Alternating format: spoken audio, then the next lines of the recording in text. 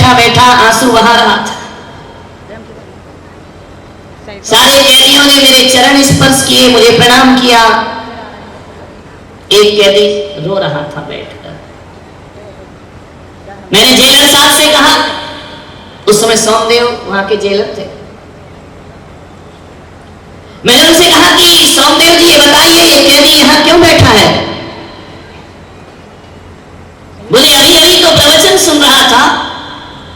तो मैंने कहा इस कदर क्यों रो रहा है? उन्हें भी समझ नहीं आया। मैंने कहा चलो उसके पास चलते हैं। जैसे ही मैं गया उस कैदी के पास जो वृक्ष के नीचे आंसू बहा रहा था, जैसे ही मैं पहुंचा उसने मेरे चरण पकड़े, आंसुओं से धो दिए चरण। मैंने कहा क्या बात है? बहुत बुरा लग रहा है जेल में रहकर, बहुत तकलीफ है जेल में रहकर। लोहे की दीवारें पंछी तुझको कैसे भाती होंगी, कभी अकेले में तेरी आंखें भी भर आती होंगी, बंधन तो बंधन है। उसने कहा कि महाराज मैं इसलिए नहीं रो रहा हूं कि मैं जेल में हूं, दुख मुझे इस बात का है कि बस कुछ दिन बचे हैं मेरी सजा पूरी होने में। तो मैंने कहा अब तो तुमको खुश होना चाहिए। बोले महीने भर बचा है महाराज। लेकिन जेलर साहब यहां खड़े हैं। एक जेलर को इतना अधिकार होता है कि यदि किसी कैदी में सुधार होता है, उसका जीवन बनता है, वो अपने जीवन को सुधार लेता है, तो एक जेलर कम से कम 4-5 महीने उसे छुट्टी दे सकता है। तो मैंने सोमदेव जी की तरफ देखा, मैंने कहा ये क्या कह रहा है? बोले महाराज कैदी तो सही है।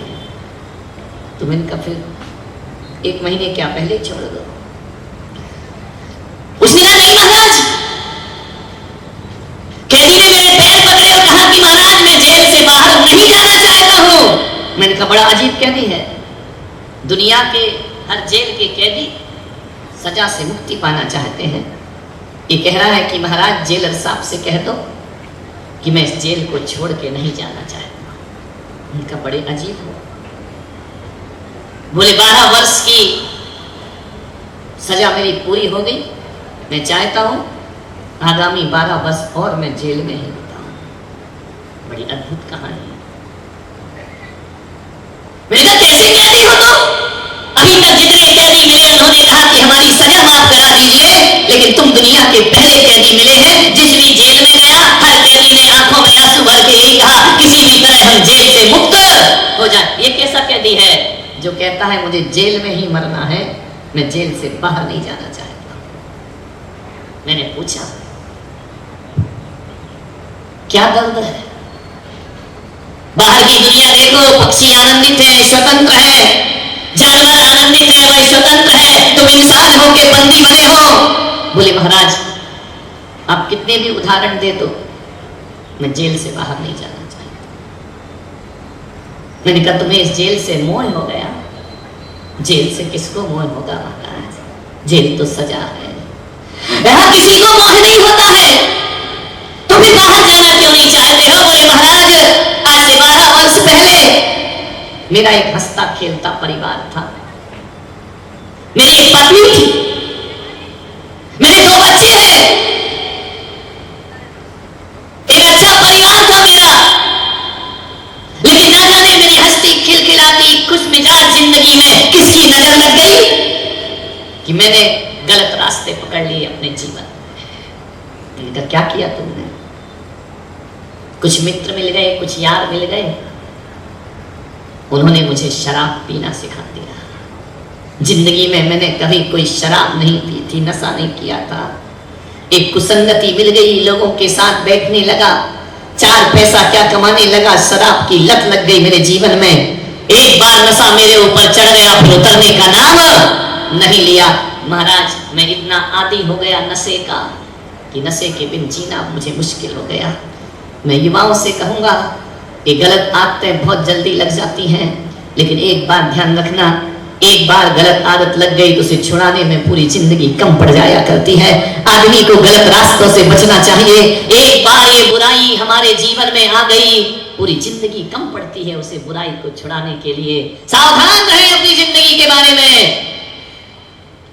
उस आदमी ने कहा मैंने शराब पीने लगा महाराज, नशा करने लगा, मैं इतना आदी हो गया कि शराब के बिन जीना मुश्किल हो गया। मेरी पत्नी अब दुखी रहने लगी। मेरी पत्नी ने कहा देखो ये कौन सी लत तुमने लगा ली है। उसने बहुत समझाया, मुझे समझ नहीं आया। नशे की लत इतनी बढ़ती गई कि पत्नी जो भी पैसा जोड़ती मैं मारपीट करके पैसा ले जाता और शराब पीने लगता। पत्नी बहुत दुखी हुई। और तो और स्थिति ये हो गई महाराज कि मैं पहले तो बाहर शराब पीता था, लेकिन जब पत्नी से मारपीट और झगड़े होने लगे मैं घर में ला करके शराब पीने लगा। मेरी जिंदगी धीरे धीरे बर्बाद हो गई। मैं नशे में डूबते गया।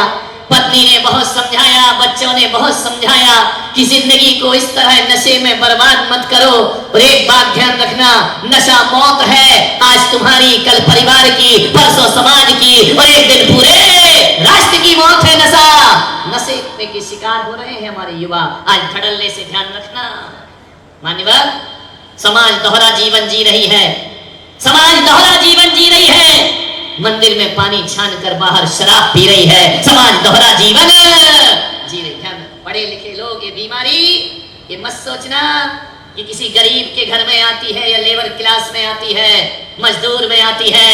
शराब ऐसा नशा है गरीब की झोपड़ी से अमीर की कोठियों तक पहुंच गया है। अमीरों की कोठियों में भी शराब है। फर्क कितना है, गरीब खुल के पीता है, अमीर कोठियों में दरवाजे बंद करके पिया करता है। शराब हर जगह प्रवेश हो गया। पढ़े लिखे लोग पी रहे हैं, अनपढ़ गंवार पिए तो बात समझ में आती है। एक पढ़ा लिखा आदमी शराब पीता है, एक पढ़ा लिखा आदमी नशा करता है, एक पढ़ा लिखा आदमी मसाला खाता है, एक पढ़ा लिखा आदमी सिगरेट पिया करता है। ध्यान रखिए, नशे में जिंदगियां बर्बाद हो रही हैं। आज मेरा विषय नशे की गिरफ्त से युवाओं को बचाना बहुत जरूरी है। और यदि नहीं बचाया तो भारत की जवानी खोखली जवानी बनकर खड़ी हो जाएगी। और जिस देश की जवानी खोखली हो जाती है उस देश का भविष्य कभी उज्जवल नहीं हो सकता। युवाओं को बचाइए इन नशों से। दो बीमारियां आ गई हैं, महिलाओं में फैशन और युवाओं में व्यसन। ये दो चीज देश को बर्बाद करने में लगी है। आप फैशन में जी रही हैं, ये व्यसन में जी रहे हैं। ध्यान रखिए, इनका लाखों रुपए फैशन में बर्बाद होता है, इनका पूरा घर व्यसन में बर्बाद हो जाया करता है। अपने घरों को उजाड़िए मत। अपने हाथों से अपनी जिंदगी में आग मत लगाओ। अपने हाथों से अपनी खुशियों को मत जलाओ। जिंदगी को ऐसे जियो कि तुम्हें देखकर लोग जीना सीख जाए अपनी जिंदगी में। नशा करता है, तंबाकू खाता है, सिगरेट पीता है, बीड़ी पीता है, ड्रग्स ले रहे हैं बच्चे। क्या स्थिति है? जो कॉलेजों में आप भेज देते हो बाहर, पूना में मेरा चातुर्मास था। ऐसा दुर्भाग्य कि वहां मैंने देखा हिंदुस्तान के लड़के लड़कियां वहां आकर के पढ़ते हैं। पूरा पढ़ाई का बहुत बड़ा हब बन चुका है। दूर दूर से लड़के लड़कियां आते हैं। और तो और छोड़ो, महाजन कौम के बच्चे भी सिगरेट पिया करते हैं। लड़के तो छोड़ो, लड़कियां सिगरेट पी रही हैं। मैंने तो माथा ठोक लिया वहां देख करके। शराब पी रहे हैं। घर से माँ बाप मेहनत कर करके पैसा भेजते हैं, यहाँ लड़के लड़कियां अय्यासियों में पैसा बर्बाद कर दिया करते हैं। सोचना, हालात बड़े खराब हैं। लड़कियां शराब पी रही हैं, शराब के क्लब बने हुए हैं। जितना बड़ा शहर उतने बड़े व्यसन जीवन में आ रहे हैं। ये आपका ड्यूटी है। माता पिता से निवेदन करूंगा, आपका बच्चा बिगड़ रहा है तो पड़ोसी चिंता नहीं करेगा, ये चिंता केवल आपको करना पड़ेगी। आपकी जिम्मेदारी है। आपका बेटा है, आपकी बेटी है, कहां जाती है, कहां बैठती है, किसके साथ घूमती है, क्या खाती है, क्या पीती है, इसका ध्यान माँ बाप को रखना होगा। ध्यान रखिए, कोई दूसरा रखने वाला नहीं है। मान्य उस आदमी ने कहा कि मेरी शराब की लत लग गई। एक दिन झगड़ा इतना बढ़ गया कि मैं शराब की बोतल लेके घर में आया। इतना झगड़ा बढ़ा, पत्नी ने कहा कि ध्यान रखो, या तो इस घर में शराब रहेगी या मैं रहूंगी, मैं जाती हूं अपने पियर। बोले महाराज, ना जाने उस समय मुझे क्या लगा, मैंने पत्नी को धक्के मार के घर से बाहर निकाल दिया। मेरी पत्नी बच्चों को लेकर पीहर चली गई। बहुत बुलाया, लौट के नहीं आई। उसने कहा कि जब तक शराब है मैं तुम्हारे घर में आने वाली, मैं बहुत सहन कर लिया, अब मुझसे बर्दाश्त। एक दिन पत्नी पीहर चली गई, मैं खुश हुआ, नशे में था। मैंने फौरन अपने दोस्तों को बुलाया और अपने घर में शराब की पार्टी दे दी।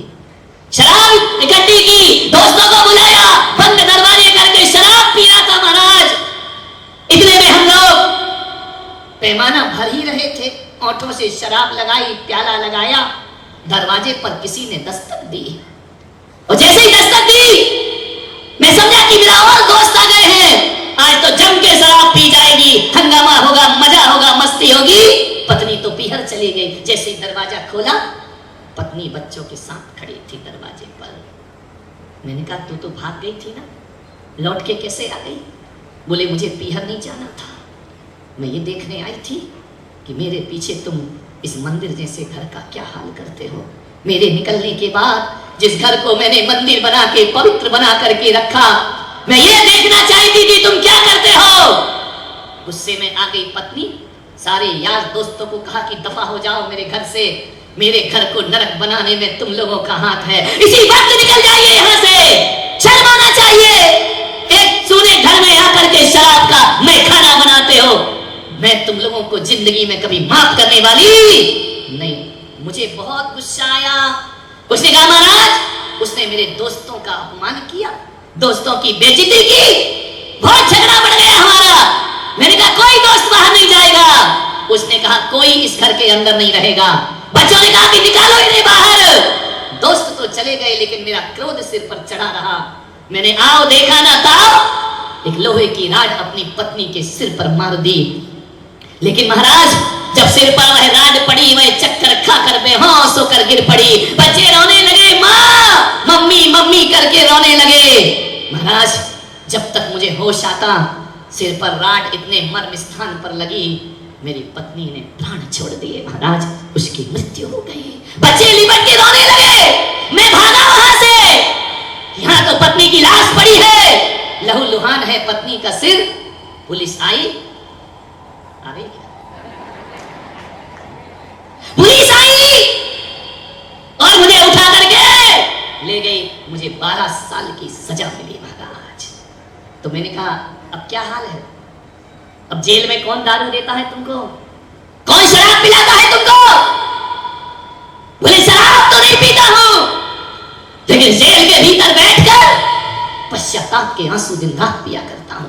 वो पत्नी जो मुझे प्राणों से प्यारी थी, एक गलती ने हमेशा हमेशा को मेरी पत्नी को मुझसे छीन लिया।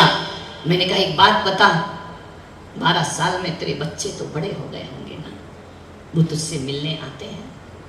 नहीं आते महाराज, खबर संदेश कुछ नहीं। तूने कोई खबर भेजी? उनकी सुधली कि उनका क्या हो रहा होगा?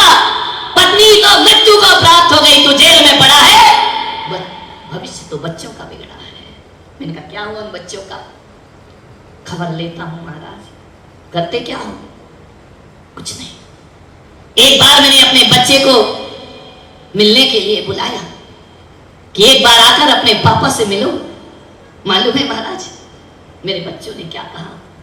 बोले हम ऐसे कुलघाती, ऐसे घिनौने और ऐसे व्यक्ति को जिसने हमारी मां की हत्या की हो, हम उस बाप को बाप कहने को तैयार नहीं है। हम उस बाप को कोई सम्मान नहीं देंगे, हमें नहीं मिलना। जिस दिन हमारी मां की मौत हुई, उसी दिन हमारे बाप की भी मौत हो गई। महाराज 12 साल में एक बार भी औलाद मुझसे मिलने नहीं आई। और जब मैंने 4 महीने पहले खबर भेजी कि अब मेरी सजा खत्म हो रही है, उन्होंने कहा हमारे घर में आने की जरूरत नहीं है। अरे जब बाप की जरूरत थी तो बाप ने साथ छोड़ दिया। हम बचपन से अब जवान हो गए, हमें किसी बाप की जरूरत है? मैं ऐसे बाप का हम चेहरा नहीं देखेंगे। हम बिना बाप की जिंदगी गुजार लेंगे, लेकिन शराबी बाप की औलाद कहलाना हम पसंद नहीं करेंगे। महाराज अब बताइए आप, मैं 12 वर्ष बाद निकल के कहां जाऊं? कौन देगा मुझे सहारा? भाई बंधुओं ने नाता तोड़ लिया, बच्चे हमसे बात नहीं करना चाहते हैं, हमारी शक्ल नहीं देखना देखना चाहते हैं, 12 वर्ष से घुट घुट के जी रहा हूं। रोज कल्पना करता हूं मेरा बेटा इतना बड़ा हो गया होगा, मेरी बेटी इतनी बड़ी हो गई होगी। केवल कल्पना का जीवन जिया है मैं अपने बच्चों के लिए कुछ नहीं कर सका महाराज। एक शराब ने मेरा पूरा जीवन बर्बाद करके रख दिया है। आप जेलर महोदय से कहो कि मैं इस दुनिया में फिर से वापस जाना नहीं चाहता। मान्यवर, सोचना है आपको, एक शराब, एक नशा, एक गलती, एक बात याद रखना, लम्हों की खता सदियों को सजा मिला करती है। खता तो लम्हों की होती है, सदा सदियों को मिला करती है। सोचना है, अपनी इस पीढ़ी को बचाइए व्यसन से, अपने इन बच्चों को बचाइए। बड़ी स्थिति खराब है, बड़ी तेजी से नशा अपनी गिरफ्त में पूरे युवाओं को ले रहा है। आजकल एक और वो चल गया है, वो एक क्लब चला है ना, जहां लड़के लड़कियां हुक्का पिया करते हैं। मैंने एक से पूछा ये क्यों पीते हो? बोले नहीं, तंबाकू नहीं है, फ्लेवर है उसमें। ध्यान रखना, आज फ्लेवर है, कल नशा आ जाएगा। वक्त से पहले रोक दीजिए, इतने आधुनिक मत बनिए कि आपका जीवन बर्बाद हो जाए। नशा मौत है मेरे भाई। आज मैं देख रहा हूं सरकार की भी दोहरी राजनीति है। एक तरफ तो शराबी कोई शराब पीता है तो शराबी को बहकता है तो जेल में डालने का प्रावधान है, और दूसरी तरफ यही अंधी सरकार शराब के ठेके और लाइसेंस दिया करती है। मुझे समझ में नहीं आता ये चाहती क्या है। एक तरफ शराबी को जेल है, दूसरी तरफ ठेके दिए जाते हैं। गुजरात में पाबंदी है, लेकिन ऐसा नहीं है कि यहाँ कोई शराबी नहीं हुआ करते हैं। कितनी भी सरकार पाबंदी लगा ले, पीने वाले तो पीने का बहाना ढूंढ ही लिया करते। सोचना ये कोई सरकारी समस्या नहीं है। मैं आज अपनी इस प्रवचन सभा में कह रहा हूं, नशा मुक्ति सरकारी व्यवस्था नहीं है, ये तो हमारी व्यक्तिगत और सामाजिक जिम्मेदारी बना करती है। हमारा जीवन सरकारें क्या करेंगी? क्या करे सरकार भी? यहाँ शराब पे पाबंदी लगाती है तो वहां धड़ल्ले से पीने वाले भी पीछे के दरवाजे से शराब। पीने वालों की भी तो जमात लगी है मेरे भाई, करे तो क्या करें। गुजरात में बेहद पाबंदी हो, लेकिन इसकी सजा तो महाराष्ट्र भुगत रहा है। मुझे मालूम है जहां जिनसर्णम तीर्थ बना है ना, दमन एक स्थान है, बड़ा सुंदर होना चाहिए है। सोचना है सागर का किनारा है, जितने गुजराती हैं वही रातें रंगीन करने के लिए जाया करते हैं, क्योंकि वहां शराब पे पाबंदी नहीं है। मोदी जी ने यहाँ तो पाबंदी लगाई, लेकिन इसका मतलब नहीं कि यहाँ कोई शराब नहीं पीता है। पीने वाले गैर कानूनी तरीके से शराब पी ही लिया करते। अखबारों में मैं रोज पढ़ता हूं। कल परसों ये खबर आई थी कि बीवी से शराब के लिए पैसे मांगे, उसने नहीं दी, उसकी हत्या कर दी उस आदमी ने। सोचना है मान्यवर, बिना हया के, बिना शर्म के पार्टियों में शराब परोसी जाती है, पिकनिकों में शराब परोसी जाती है, बड़े बड़े लोगों की शादियों में शराब परोसी जाती है। आपसे मेरा निवेदन है, अपने जीवन में यदि बर्बादी को गले लगाना है, ठान ही रखा है कि जिंदगी को बर्बाद ही करना है, तो मैं पुलक सागर कहूंगा ज्यादा कुछ करने की जरूरत नहीं। यदि आपने सोच ही लिया है कि जीवन को बर्बाद करना है, तो आज एक सलाह लेकर के जाना, एक नशा अपनी जिंदगी में अपना लेना, जिंदगी को बर्बाद होने में ज्यादा वक्त नहीं। एक नशा अपना लो, पूरा जीवन बर्बाद हो जाएगा। मान्यवर, एक बार क्या हुआ, मुल्ला नसरुद्दीन बहुत बीमार पड़ गया, सूख गया, कांटा हो गया, बहुत इलाज कराए, सारे टेस्ट कराए, सब नॉर्मल, सूख के कांटा हो गया मुल्ला नसरुद्दीन। खट्टर काका मिले, खट्टर काका जमींदार ठाकुर, उसने कहा ओ मुल्ला ये क्या हाल बना रखा है? क्या करूं जमींदार साहब, क्या करूं ठाकुर साहब, बहुत दवाइयां ली, कुछ फायदा नहीं हो रहा। बड़े बड़े वैद्य दिखाए, हकीम दिखाए, शरीर भूलता ही जा रहा है, सूखता जा रहा है शरीर। खट्टर काका ने कहा मेरी बात मानेगा? बोले हाँ। बोले मेरा इलाज करेगा? बोले कर लूंगा। बोलो मरता क्या नहीं करता? बोले एक काम कर, शराब पीने लग। अरे हम ऐसे सलाहकार मिल जाते हैं दुनिया में। बोले शराब पीने लग। उसने कहा यार काका तू भी कैसी बात करता है, मर रहा हूं, सूख रहा हूं, मरघट में पैर लटक रहे हैं, और अब तू कह रहा कि शराब पी ले, मेरे धर्म में शराब हराम हुआ करती है, मैं शराब नहीं पी सकता हूँ। अरे खट्टर काका ने कहा पी ले यार, जिंदगी का मजा ले ले। उसने कहा जिंदगी में जीने लायक नहीं बची, मजा क्या लूंगा? तो बोले नहीं, तू शराब पी ले, तेरी बीमारी चली जाएगी। उसने कहा काका शराब पीने से बीमारी चली जाएगी? बोले हाँ। बोले पक्का चली जाएगी? बोले हाँ। बोले ऐसे कैसे कह सकते हो कि शराब पीने से बीमारी चली जाएगी? खट्टर काका ने कहा अरे बेवकूफ, मुझे देख, मुझे देख। बोले तुम्हें क्या बीमारी थी? बोले बीमारी तो कुछ नहीं थी, शराब पीने लगा मैं। तो बोले क्या हुआ? बोले देख, जहां तक मेरा गणित है, शराब जब से मैंने पीना शुरू की, जब से मैंने शराब पी, तब से मेरी ठकुराई चली गई, मेरी जमींदारी चली गई। अरे पागल, जब शराब पीने से ठकुराई चली जाती है तो तेरी बीमारी क्यों नहीं जाएगी? एक बात याद रख, बीमारी तो छोड़ पागल, तू भी दुनिया से चला जाएगा। ध्यान रखिए, नशा बहुत बुरी चीज है। नशा जीवन की दशा ही नहीं बदलता, जीवन की दुर्दशा भी करता है। ध्यान रखें, नशे से बचें, बहुत खराब है ये शराब। 1 इंच भी मकान रोड से बाहर हो जाए तो सरकार अतिक्रमण करके तोड़ देती है। रोड चौड़ी करना है, अतिक्रमण मत करो। मैं सरकार से कहूंगा 1 इंच मकान आगे पीछे के अतिक्रमण तोड़ते हैं, तोड़ें, मेरा कोई विरोध नहीं है। लेकिन आपसे मैं इतना ही निवेदन करना चाहूंगा कि मकान तोड़ना आसान है। सरकार जो नशा अतिक्रमण कर रहा है ना हमारी जिंदगी में, अरे मकान से ज्यादा जरूरी बोतलें तोड़ना है इस दुनिया में। मकान से ज्यादा जरूरी शराब की थैलियां तोड़ना जरूरी है। मकान से ज्यादा जरूरी नशे से मुक्ति दिलाना जरूरी है। यदि नशे से मुक्ति मिल गई, ध्यान रखना, ये भारत एक मजबूत भारत देश बनकर के खड़ा हो जाएगा। मान्यवर, नशा फैल रहा है पूरे देश में।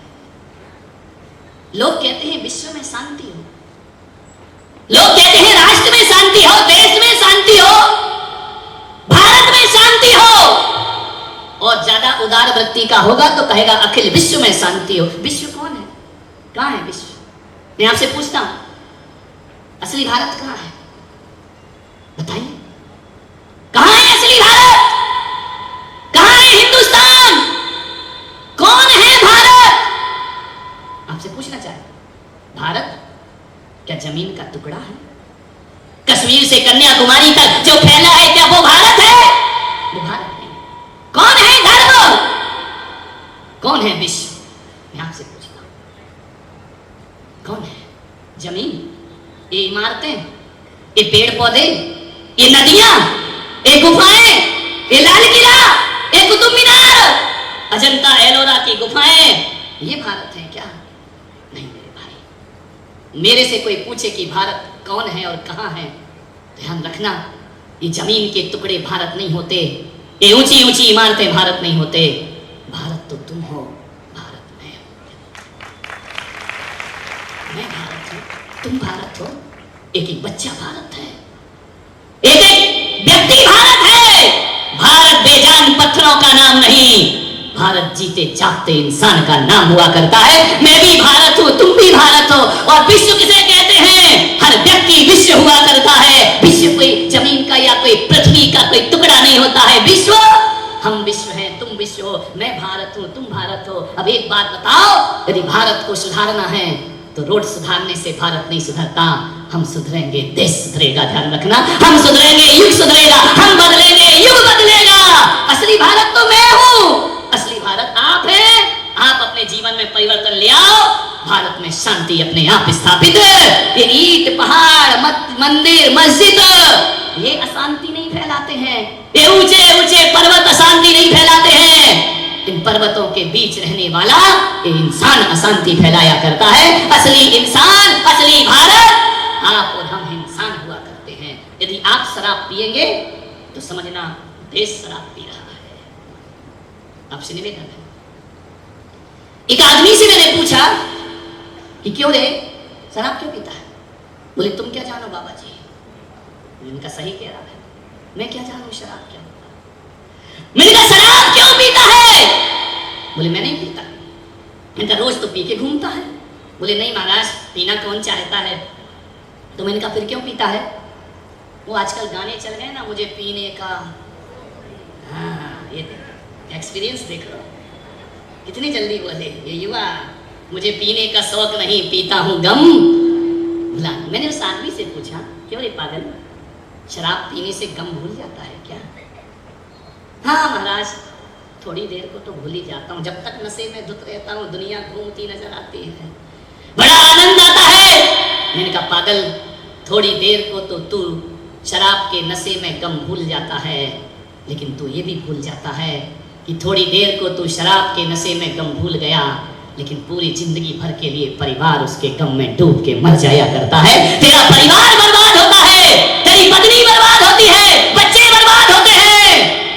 तो बोले महाराज मैं क्या करूं, बताओ सोचो, जिस देश में गंगा और जमुना जैसी नदियां बहती हो, जिस देश में सरस्वती जैसी नदी बहती हो, जिस देश में ब्रह्मपुत्र नर्मदा जैसी नदी बहा करती हो, दुर्भाग्य है उस देश का।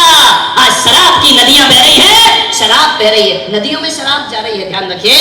सोचना है आपको, गंगा और गंगोदक को पूजने वाला यह देश, हिंदू परंपरा गंगा की पूजा करता है, जैन परंपरा गंगोदक की पूजा किया करता है। गंगा और गंगोदक को पूजने वाला, जो गंगा जल मुंह से लगाता है, जो गंगोदक माथे पर लगाता है, उसके होठों पर शराब का प्रवेश हो रहा है। यह दुर्भाग्य है हमारी समाज का, हमारे देश का। गंगा और गंगोदक को पूजने वालों, शराब में मत डूबो। शराब पी करके गंगा का भी अपमान होता है और गंगोदक का भी अपमान है। वह गंगोदक माथे से चढ़ाओ। मैंने कहा पागल, शराब पी के गम नहीं मिठा करते हैं, एक काम कर, गंगा में नहा ले, गंगोदक माथे पर लगा ले, तेरे गम को मिटने में ज्यादा देर नहीं लगेगी। एक बात याद रखना, गंगा में नहाएगा तो चंगा हो जाएगा, गंगा में नहाएगा तो चंगा हो जाएगा, और शराब में नहाएगा तो भिखमंगा हो जाएगा। ध्यान रखिए, शराब में मत डूबो। जितने लोग आज नदियों में डूब कर नहीं मरते, कुओं में कूद कर नहीं मरते, नहर में डूब कर नहीं मरते, आज ये इंसान, जितने लोग समुद्र में डूब के नहीं मरते हैं, उससे ज्यादा लोग इस देश में बोतलों के बंद पानी में डूब करके मर रहे हैं। ध्यान रखना, प्यालों में, बोतलों के प्यालों में डूब करके मर रही है जिंदगी, कीड़े की तरह हो गई है उसकी जिंदगी। एक प्याले, बोतल, एक प्याले में जिंदगी डूब कर कसमसा रही है। ध्यान रखना, उड़ीसा में चक्रवात आता है, गुजरात में भूकंप आता है, राजस्थान में सूखा पड़ता है, देश में हंगामा मच जाया करता है। लेकिन मैं पुलक सागर कह रहा हूं, गुजरात का भूकंप बार बार नहीं आता, उड़ीसा में चक्रवात बार बार नहीं आते, राजस्थान में सूखा रोज रोज नहीं पड़ता है। अरे उड़ीसा का तूफान रोज नहीं आएगा, लेकिन मेरे भाई ये बोतल का तूफान तो रोज रोज आया करता है, हर घरों में आता है। जहां बोतल आ गई उस घर में तूफान खड़ा, चीख चपाट नहीं होती, हो हल्ला नहीं बचता है, घर बर्बाद हो रहे हैं, लुट रही हैं जिंदगियां इन बोतल के तूफानों में। ध्यान रखना, सोचना है आपको, जिंदगी का बर्बाद मत करो। शराब जानते हो क्या होती है? जानते हो? इतने सीधे बन गए, बहुत सीधे। वाह, पूरे जितने बैठे इतने सीधे हो जाएं तो पुलक सागर को गला क्यों फाड़ना पड़े? कितने सीधे, ऐसे हो रहे हो कि जैसे पानी को मम्मा कहते हो, भात को भप्पा कहते हो। इतने सीधे हो क्या? शराब 3 अक्षरों से बनती है, शा रा ब। मालूम है क्या होता है इसका? शराब अपनी कहानी खुद कह रही है। जब शराब बनती है ना, तो पहले अंगूरों को सड़ना पड़ता है।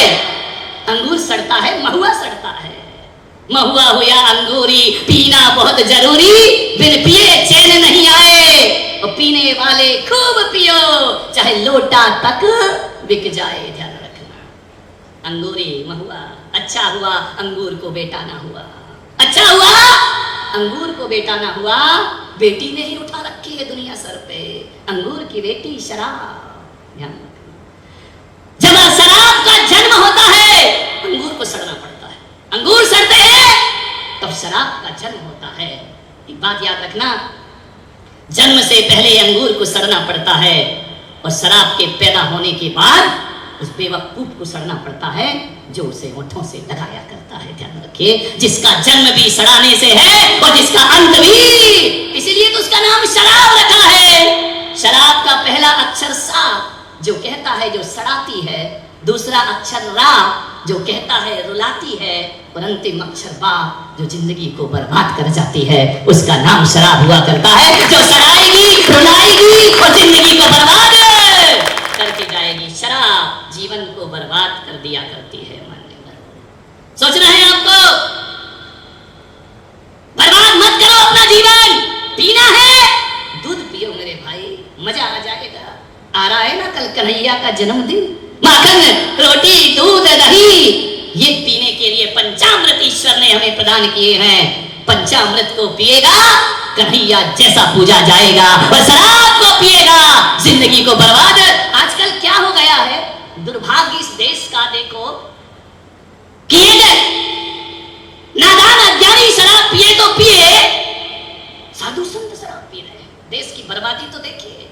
मैं बिहार कर रहा था नंदू जी, रास्ते में एक जटाधारी साधु मिला, वो मुझे मिला, मैं उसे, आपस में क्रॉस हुए। उसने मुझे पलट के देखा, मेरे से बोला बाबा जी। उनका हाँ, बोले है क्या, भगवान जाने मुझे क्या समझ बैठा। बोले है क्या, मैंने कहा क्या, बोले ये चिलम। मैंने कहा तू क्या समझ रहा कि मैं इलाहाबाद से आ रहा हूं क्या। ध्यान रखना, साधु संत बाबा बैरागी चिलम लगा रहे हैं, गांजा पी रहे हैं। रोक लगाइए एक बार, ये क्या समाज का मार्गदर्शन करेंगे जो खुद शराब के नशे में धुत रहते हो। मैंने कहा रुक बाबा, ये क्या करता है तू। मालूम है उसने क्या बोला, महादेव का प्रसाद है। गजब गजब, महादेव भी धुनी रमाते थे, महादेव भी भंग पिया करते थे।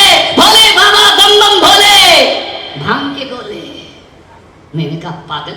मुझे बड़ा दुख हुआ जब उसने कहा कि महादेव शराब पीते थे, महादेव गांजा पीते थे, महादेव भांग खाते थे, ये उनका प्रसाद है। मैंने कहा इधर इधर आ, तेरा पाला मेरे से पड़ा, इधर आ। मैंने कहा क्या करता है, बोले इसलिए नशा करता हूं कि बाबा भोलेनाथ भी तो नशा किया करते थे, महादेव भी तो नशा किया करते थे। मैंने कहा रुक जा, महादेव को जानता है कौन है। बोले शिव शंकर महादेव, जटाधारी, गंगा बहती जिनकी जटाओं से। मैंने कहा पागल, महादेव को, एक तो किसी भी महादेव ने नशा नहीं किया अपनी जिंदगी में, नशा करने वाले लोगों ने महादेव को बदनाम करके रख दिया है। कोई भी शिव महादेव नशा नहीं किया करते हैं। और चल तू कहता है उनका प्रसाद है। मैंने कहा तू उनका प्रसाद खाएगा, बोले खाऊंगा, मैं तो गांजा भी पीऊंगा, मैं तो भांग भी पीऊंगा, मैं तो मस्ती भी करूंगा, मैं तो चिलम भी पीऊंगा, ये सब महादेव का प्रसाद है। मैंने कहा प्रसाद कैसे बना, बोले क्योंकि वो पीते थे। मैंने कहा एक बात बता, एक दिन महादेव ने जहर पिया था, समुद्र मंथन हुआ था, जहर पिया था।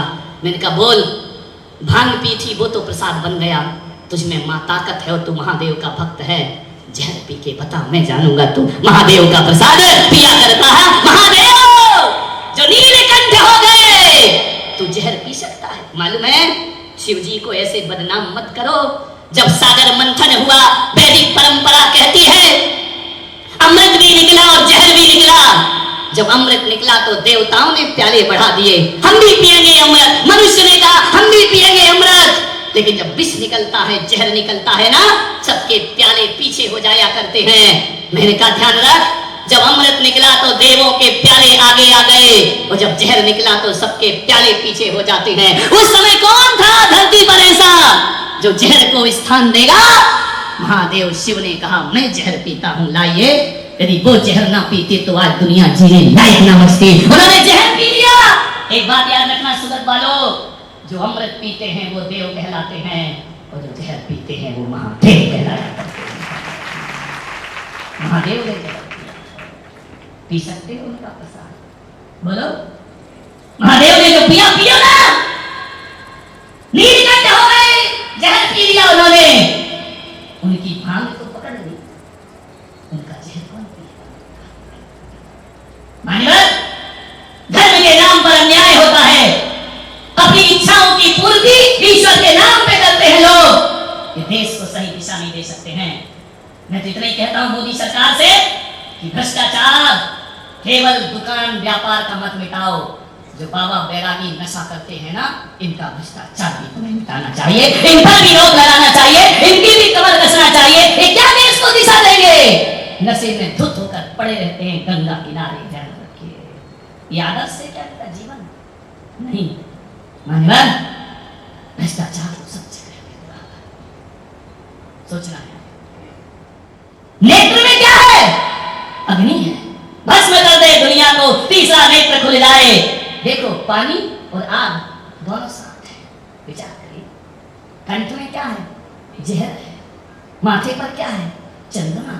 चंद्रमा को अमृत कहते हैं, इधर अमृत है, इधर जहर है। मान्यवर, ये प्रतीक है, आप सोचिए, विचार करिए। आप गले में क्या लिखता है? सांप लिखता है। और एक पुत्र कार्तिकेय, इसका वाहन क्या है? मयूर। एक पुत्र गणेश, जिसका वाहन क्या है? चूहा। शिव के गले में सांप और नीचे चूहा। विचार करो, सांप और चूहे की दोस्ती होती है क्या? नहीं होती ना। चूहा घबराता है सांप से, मोर कहता है चिंता मत कर। विचार करिए, सोचना है आपको अपने जीवन में। महादेव का जीवन जानिए क्या होता है। इतने विरोधाभास उनके जीवन में। सोचना है आपको, जहर भी है, अमृत भी है, गंगा भी है और आग भी है, जिनके पास चूहा भी है और सांप भी है, मयूर भी हुआ करता है। ध्यान रखना, इतना विरोधाभास लेकर भी जो कैलाश पर तांडव करते हैं, जिंदगी उन्हीं की हुआ करती है। ध्यान रखना, कितनी विपरीत परिस्थितियां। उसके बाद भी महादेव के चेहरे पर कभी पीड़ा और विषाद नहीं होती है, आनंद में जीवन जिया करते हैं। अरे, ना सन्यासी बन पाए पूरी तरह, ना संसारी बन पाए पूरी तरह। कितना उन्होंने जीवन का बैलेंस किया है। कभी शिव की मूर्ति को देखकर कोई शिक्षा लेने का प्रयास करो। केवल ये नहीं कि हम तो शिव जी को जल चढ़ाते हैं, हो गए सावन सोमवार। ध्यान रखना, उनकी जिंदगी जीने का प्रयास करो। दुख में भी मुस्कुराए, सुख में भी मुस्कुराए, जहर में भी मुस्कुराए, अमृत में भी मुस्कुराए, गंगा में भी मुस्कुराए, आग में भी मुस्कुराए। चूहे, सांप, विरोधाभास, उसमें भी आनंद से जीकर कोई है दुनिया में इतना विरोधाभास लेकर तांडव करने की ताकत रखता हो, वो दुनिया में एक केवल महादेव हुआ करते हैं धरती पर। मानिए, कैसा जीवन, विषाद, सुख भी दुख भी, दोनों में समता विचार करना है। घूंट घूंट पर मौत है, नशे बचिए इस नशों से, शराब से, सिगरेट से, बीड़ी से, मसाले से अपनी जिंदगी को बचाने का प्रयास करिए। ये जो मसाला खाते हैं ना, इनके दांत कितने सुंदर दिखते हैं, देखिए करें। वाह राजू, तुम्हारे दांत तो मोतियों जैसे दिख रहे हैं। क्यों ना हो मास्टर जी, डाबल लाल दंत मंजन। तुमसे कोई पूछे तो, वाह रे भोपू, तेरे दांत तो बड़े अजीब दिख रहे हैं। मसाला खाता है ना, कैसे दिखते मालूम है? मसाले वालों के दांत मालूम है, देखे हैं? दांत मत छुपाओ, सब दिख रहे हैं। ऐसे दिखते हैं, ऐसे दिखते हैं जैसे वो बस स्टैंड पे सुलभ कॉम्प्लेक्स होता है। कभी देखना, उसकी जो कमोड होती है ना, सीट, जो उसका रंग होता है वही दांतों का रंग होता है। मसाला खाने वाला होता है। मुंह बंद मत करो, ध्यान रखना। सेम वही रंग, वही कलर, सुलभ कॉम्प्लेक्स के शौचालय का रंग देखना। यदि उसको साफ नहीं करो, सेम बिल्कुल दांतों का मिलता जाता है। क्या करे, दिमाग भी कहाँ कहाँ जाए, सोचना है, विचार करना है। क्या स्थिति है? आते हैं मेरे पास, महाराज महाराज, मुंह से मुंह लगा के बात करते, इतनी दुर्गंध आती, तो भरा क्या है मुंह में? विचार करना है आपको। मुख को पवित्र रखो। इस मुख से जब भी निकले ना, तो जिह्वाणी निकलना चाहिए। ये मसाले और गंदगी की चीजों की दुर्गंध नहीं आना चाहिए। इतना पवित्र मुख मिला है तुमको, इतना पवित्र देह मिली है तुमको, नशे में बर्बाद मत करो। एक बात याद रखना, लोग कहते हैं कि नशा करके आदमी बेहोश हो जाता है। मैं पुलक सागर कहता हूँ, नहीं, नशा करके कोई बेहोश नहीं होता।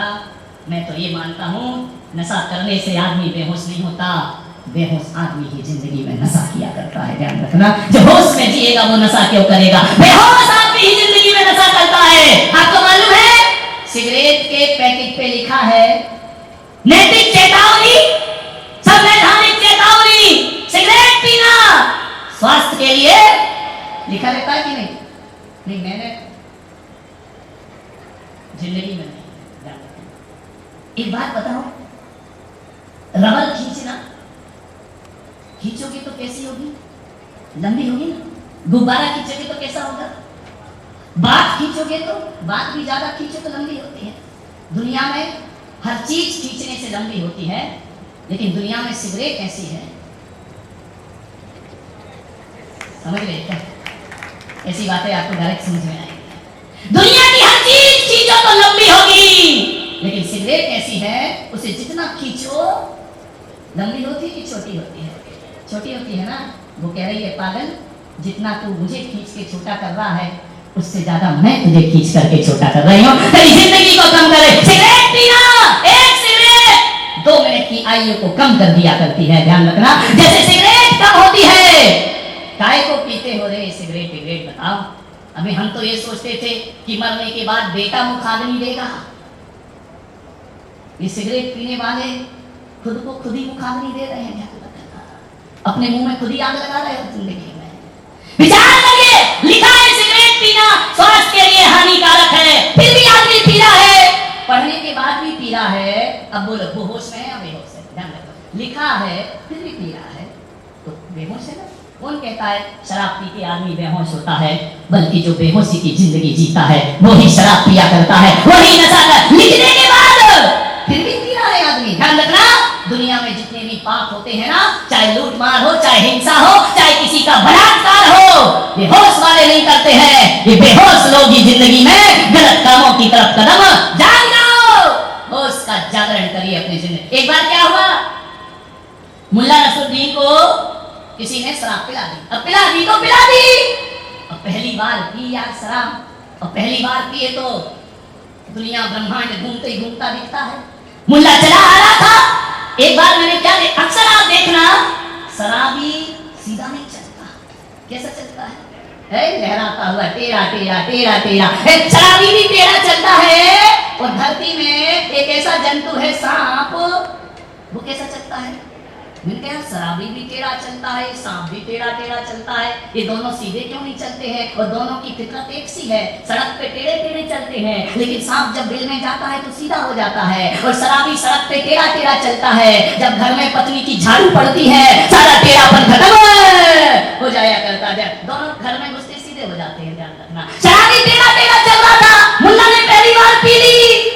मालूम है शराब और सांप दोनों की राशि एक ही, कुंभ राशि है मेरे भाई, ध्यान रखना। कुंभ राशि का अर्थ होता है घड़ा, जिसके मुंह में जहर का घड़ा भरा, वो सीधा कभी नहीं चल सकता, वो तो टेढ़े टेढ़ा चलता है। सांप के मुंह में भी जहर है और शराबी के मुंह में भी शराब का जहर। जहरीले आदमी सीधे नहीं चलते हैं, टेढ़े टेढ़े बल खाते। लेकिन एक बात ध्यान रखना, ये ज्यादा बेहोश नहीं होते हैं, ये नाटक नौटंकी ज्यादा करते हैं। कभी भी किसी शराबी को शराब पीकर तुमने किसी भी रास्ते में बीच में चलते देखा है या किनारे चलते देखा है? इतना होश तो उसे भी है बेटा, एक गाड़ी धक्का मार देगी ना तो तेरी बीवी भी तुझे उठाने वाली नहीं है, इसलिए किनारे किनारे चलता है। शराबी सड़क के किनारे किनारे चलता है। सड़क के किनारे क्या होती है? बोलो, तुम तो ऐसे बैठे जैसे पी के बैठे हो यार। सड़क के किनारे क्या होती है? नाली। नाली क्या होती है? नाली यानी क्या होता है? जहाँ गंदगी बहती है, कुछ नहीं मालूम। गंदगी बहती है वो नाली नहीं होती है, गटर रहता है, दुनिया भर का कचरा रहता है, उसे तुम नाली कहते हो। मैं पुलक सागर उसे नाली नहीं कहता, मैं उसे कुकर और सुकर का एयर कंडीशनल रेस्टोरेंट मानता हूं। शहर के हो या गांव के हो, कुकर और कुकर कहाँ आराम फरमाते हैं? नाली में ऐसे पड़े रहते हैं जैसे कि बिल्कुल वीआईपी एसी रूम में आकर के बैठ गए हो, आराम से लेटे रहते हैं। मुल्ला ने दारू पी ली, सुकर और कुकर शॉपिंग पे निकले थे सुबह सुबह, खाली घर था, मुल्ला छपाक से नाली में गिर गया। थोड़ी देर बाद सुकर और कुकर आए, बिजनेस तो उनका भी है भाई, रोजी रोटी तो उनकी भी चलती है। लौट के आए, उन्हें देखा यार, सुकर ने कुकर से कहा, ओ सुकर भाई, बोले क्या? मुझे अपने यहाँ चीफ गेस्ट आया है। बोले गेस्ट? कौन गेस्ट आया है? आदमी आया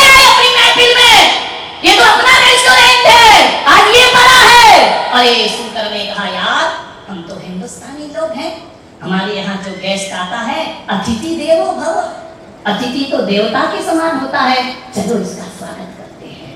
बोले यार अपने पास तो माला मोमेंटो निर्मल दी दुपट्टा है ही नहीं, और क्या करे दीवान जी स्वागत अध्यक्ष बन के, वहां तो लफड़े नहीं है, क्या किया जाए? बोले लोग तुझे नहीं मालूम, शास्त्रों की बातें ना लो, ये सब दिन भर शास्त्र की बात करता है 24 घंटे।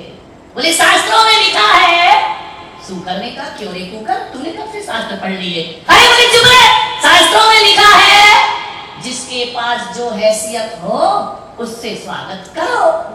बोले हाँ यार अपने पास फूल माला तो है नहीं। अक्सर देखना जब कोई शराबी गिर पड़ता है ना तो उसका मुंह खुला था, अक्सर खुले ही रहते हैं, मुंह पड़ा रहता है आराम से।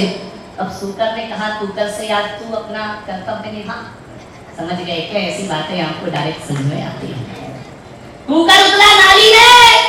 कुकर जो होता है वो बिना सूंघे कुछ नहीं करता, उसने जाके पहले उसका मुंह सूंघा, उसने कहा धरत तेरे की मूर्ख, जिसे मैं नहीं पीता उसे तू पी के आया है।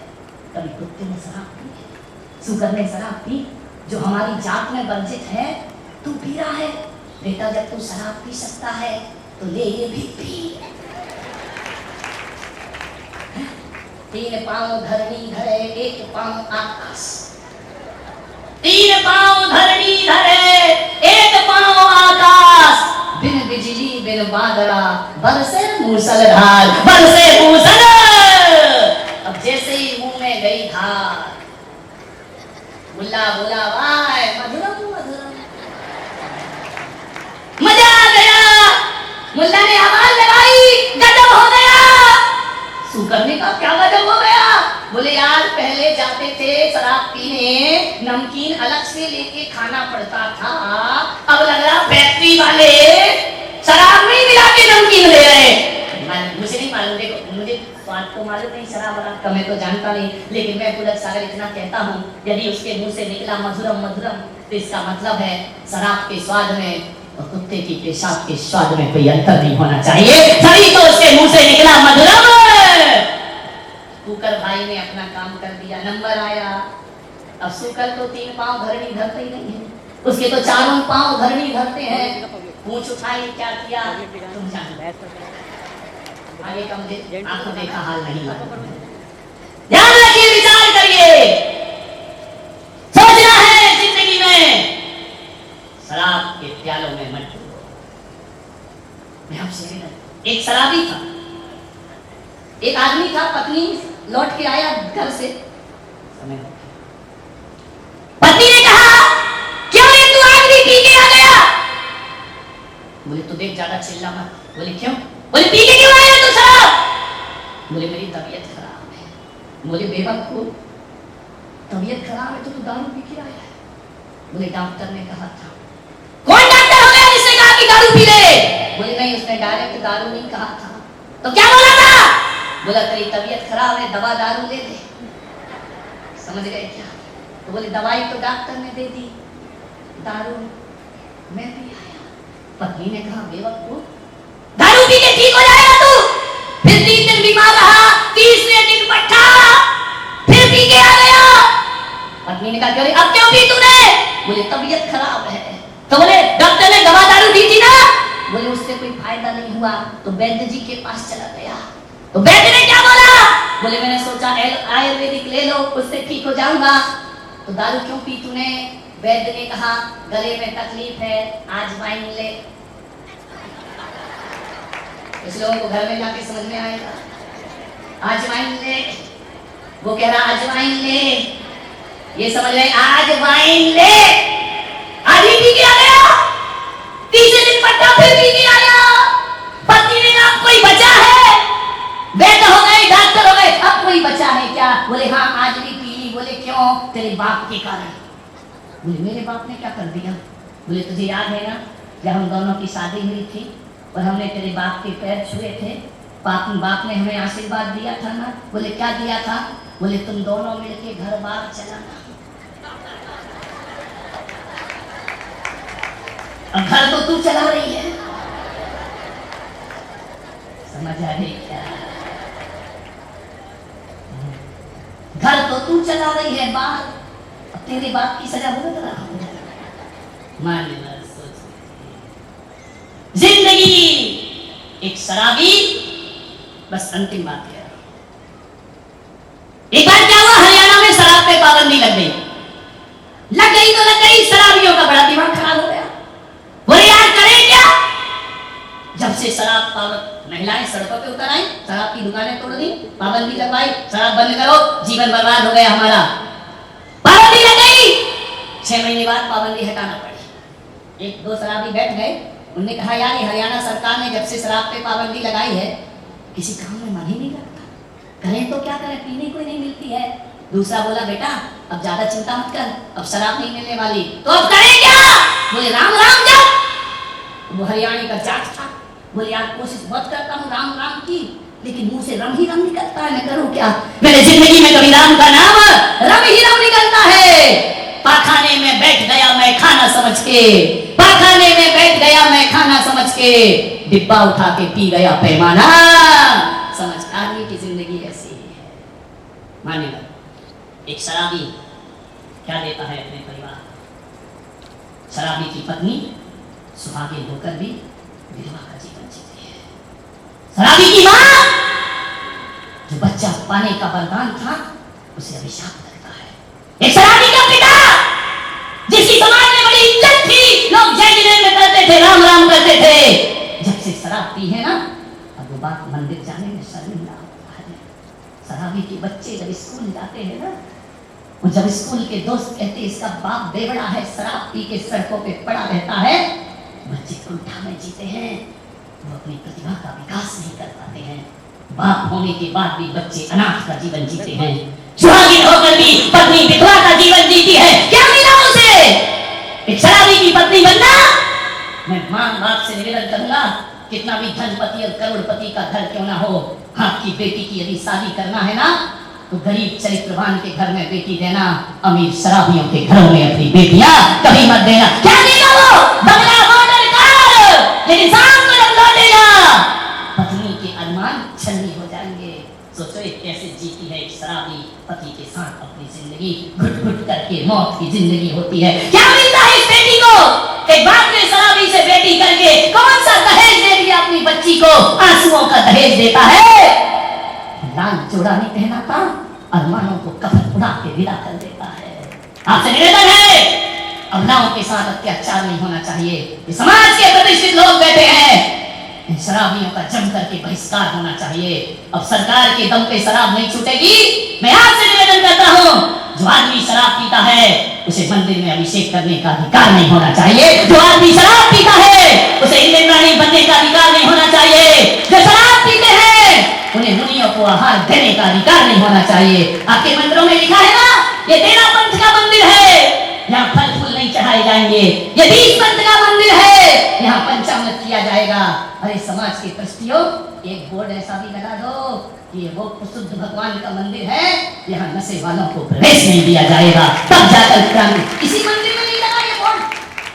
फालतू चीजों में झगड़े होते हैं समाज में, किसी ने नहीं लगाया ये बोर्ड, किसी अध्यक्ष ने, कि शराबी अभिषेक नहीं करेगा, मसाले खाने वाले अभिषेक पूजा नहीं करेंगे, मुनियों को आहार नहीं देंगे। ध्यान रखिए, जब तक ये क्रांति खड़ी ना होगी, अबलाओं की जिंदगी से खिलवाड़ होता रहेगा। ध्यान रखना। क्या गलती है उस बेटी की जो शराबी के साथ ब्याह कर दी जाती है? बेटियों, तुम पढ़ गई हो, लिख गई हो, तुमसे भी मैं कहता हूँ, हाँ इतनी आगे बढ़ गई हो, अपने पिता से कहना कि मुझे पैसा, मोटर, कार, बंगला नहीं चाहिए, मुझे इज्जतदार लड़का चाहिए जो मुझे जिंदगी में सुकून प्रदान कर सके। और ना मिले ऐसा लड़का, मैं पुलक सागर कहता हूँ, तुम्हारी जिंदगी जी लेना, लेकिन शराबी से कभी शादी मत करना। जब हर बेटी ये संकल्प कर लेगी ना, और जब ये कुंवारे घूमेंगे, वैसी लड़कियां कम है, और हर माँ बाप ये संकल्प कर ले कि शराबी घर में आएंगे तो धक्के मार के भगा देंगे, तब शराब छूटेगी। जब ये छुट्टा सांड से घूमेंगे ना बिना शादी किए, तब समझ में आएगा कि नशा क्या हुआ करता है जिंदगी में। मान्यवर, बात कठोर है, बात सच है, सोचना है आपको। बहुत बड़ी पीड़ा है, मेहंदी रचाते हुए इनके हाथ में अरमानों का खून लगाते हैं। एक शराबी क्या देगा तुमको? क्या खुशियां देगा? एक शराब पीने वाला, नशे करने वाला छोड़ दीजिए। मैं तो कहता हूं नारियों घबराओ मत, पति नहीं सुधरता है, बिना पति की जिंदगी जियो। ऐसे शराबियों को सहारा देने की कोई जरूरत नहीं है। दारू पी के जिंदगी अबलाओं की बर्बाद करते हैं, इस पर रोक लगानी चाहिए। एक संत ने बहुत अच्छा प्रवचन किया शराब पर, मालूम है? उनके प्रवचन के बाहर की सभा में बाहर जाके देखा, एक शराबी शराब पिए पड़ा था। लोगों ने कहा महाराज बंद करो ये ज्ञान का महोत्सव। बोले क्यों? बोले कोई असर नहीं हो रहा, वो बेवड़ा वहीं पड़ा है दारू पी के, इसे हटाओ या प्रवचन मत करो शराब पे।